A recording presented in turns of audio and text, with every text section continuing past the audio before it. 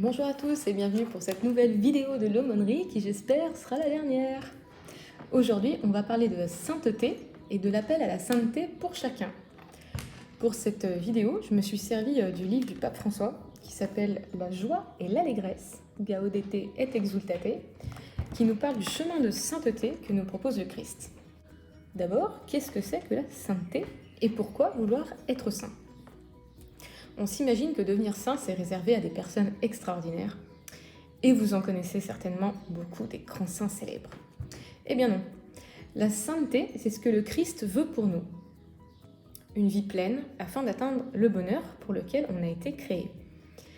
La sainteté, c'est pas un exploit qu'on va réaliser, mais un chemin qu'on va emprunter. Une invitation du Seigneur à le servir et à l'aimer. On est donc tous appelés à la sainteté. Même toi. Alors comment on fait ? Le pape nous dit que cet appel s'adresse à chacun d'entre nous, chacun dans sa route, chacun dans sa vie, là où on en est, là où nous sommes appelés à rendre témoignage de différentes manières dans les différents lieux de notre vie.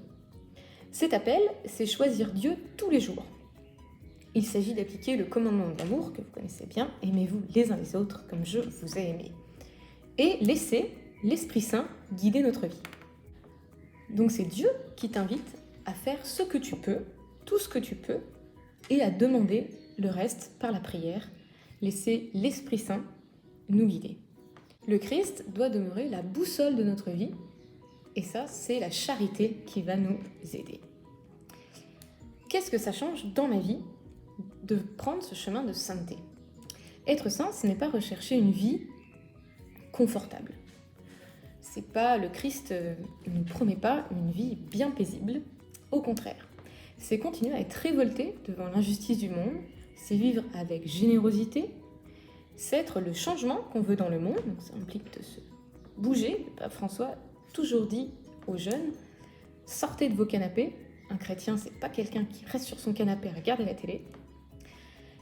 Et cette attitude de se donner nous procure une joie durable.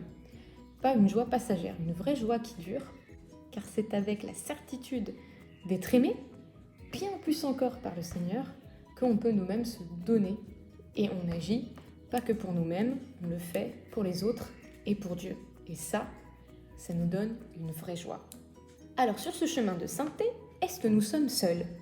Eh bien pas du tout.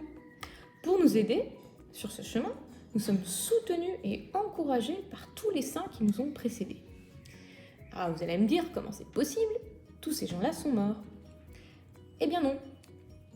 Ces gens-là sont déclarés saints par l'Église parce qu'ils ont eu une vie exemplaire, ils ont rendu témoignage d'une manière particulière, et si on les prie, on sait qu'ils sont auprès de Dieu et qu'ils intercèdent pour nous. Donc nous aussi, comme on veut devenir saints, on peut leur demander de nous aider. Mais il y a aussi tous les saints de nos familles.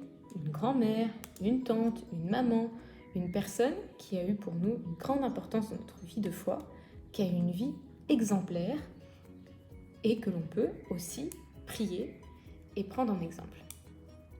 Ces gens-là nous montrent que la sainteté n'est pas quelque chose d'inaccessible. Je voudrais vous parler en particulier de deux jeunes qui ont eu une vie extraordinaire et remplie de sainteté.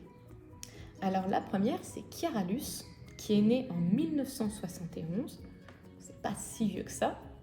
C'est une jeune fille italienne qui était habitée d'une grande joie et qui a choisi de témoigner du Christ par sa manière d'aimer les autres. C'était sa façon de témoigner.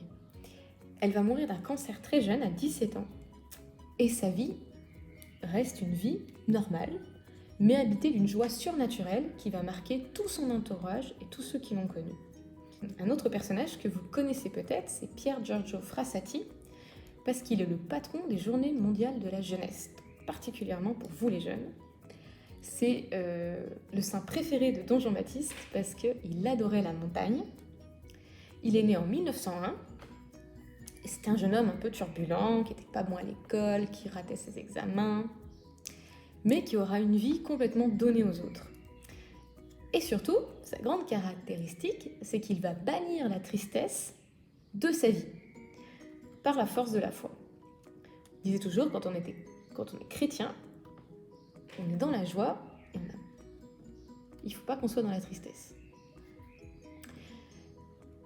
Il va s'engager auprès des pauvres et des soldats qui vont rentrer de la Première Guerre mondiale.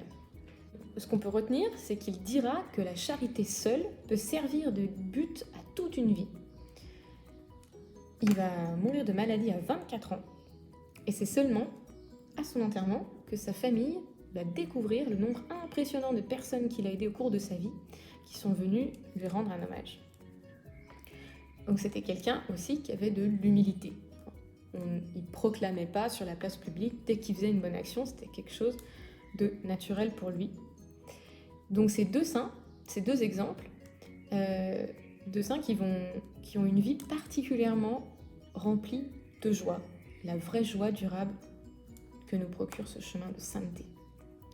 Voilà, j'espère que cette vidéo vous aura plu.